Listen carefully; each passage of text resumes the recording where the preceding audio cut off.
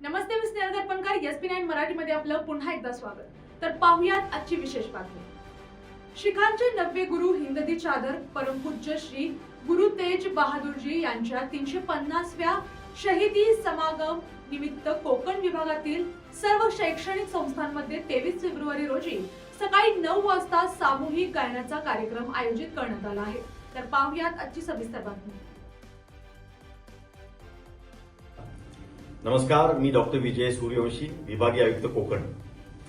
दिनांक 28 फेब्रुवारी व 1 मार्च रोजी परमपूज्य गुरु तेग बहादुरजी यांच्या 350 शाहिदी समागमाचा कार्यक्रम आयोजित करण्यात आला आहे खारघर येथे.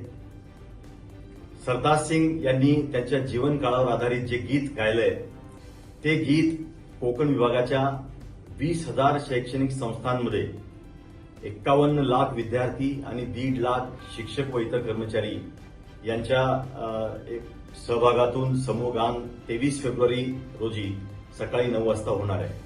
हे समूहगान त्या शाळांमध्ये आणि महाविद्यालयांमध्ये शैक्षणिक संस्थांमध्येच होणार आहे आणि त्यामध्ये हे सर्व विद्यार्थी जे सहभाग घेतील त्यातून सामाजिक सलोखा, राष्ट्रीय ऐक्य आणि सामाजिक जबाबदारीची जाणीव हे आपल्याला दृढ करता येईल.